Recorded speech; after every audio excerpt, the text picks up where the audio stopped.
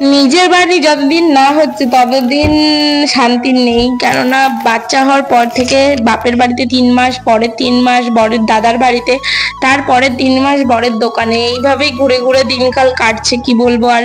ছোট্ট বাচ্চাটাকে নিয়ে তো আস্তে আস্তে মানে আমাদের বাড়িটা শুরু হয়ে গেছে করা।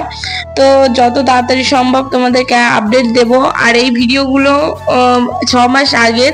আমি কিন্তু ভিডিও এডিট করতে পারিনি, টাইম পাইনি, মানে টাইম কি, মানে টাইম পেলেও অনেক সময় হচ্ছে আওয়াজের কারণে, তারপরে জোরে চিল্লিয়ে কথা বলতে মানে পারতাম না, কেননা সব জায়গায় হয় না সেটা।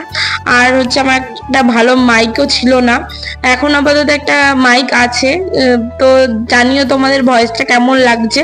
আর এই বেডশিটটা পাতলাম, এটা কিন্তু আমার মামি আমাকে আমার সাদে গিফট করেছিল, কেমন হয়েছে জানিও। তো এই বেডশিটটা কিন্তু আমার খুব ভালো লেগেছে। তো তারপরে দেখো আমি কিন্তু বরকে চা বানিয়ে দিয়েছিলাম, তখন শীতকাল ছিল। বর ছেলেকে নিয়ে বসে বসে চা খাচ্ছিল, আর রাতের বেলার দিকে আমাকে বললো কি বেবি ক্যারিয়ারটা একটু বের করে দাও, দেখি কেমন লাগে ছেলেকে নিয়ে। তো বর বলছিল যে আমাকে পুরো ক্যাঙ্গারুর মতো লাগে, যে ক্যাঙ্গারু যেভাবে নিজের বাচ্চাকে ক্যারি করে সেইভাবেই মনে হচ্ছে। তো তোমাদের কেমন লাগলো অবশ্যই কমেন্ট করে জানিও। তো তারপরে হচ্ছে রাতেবেলা বাবাকে পেয়ে তো ছেলে ঘুমাচ্ছিলই না, তারপরে বাবাই আবার একটু মশারি থেকে বের করে ছেলেকে বের বের করিয়েছে, তারপরে ছেলে ঘুমিয়েছে। ছেলে আবার বাবাকে খুব ভালো চেনে, সেই জন্য এই অবস্থা। তো কেমন লাগলো জানিও। আজকের মতো টাটা, দেখা হবে অন্য কোনো ভিডিওতে।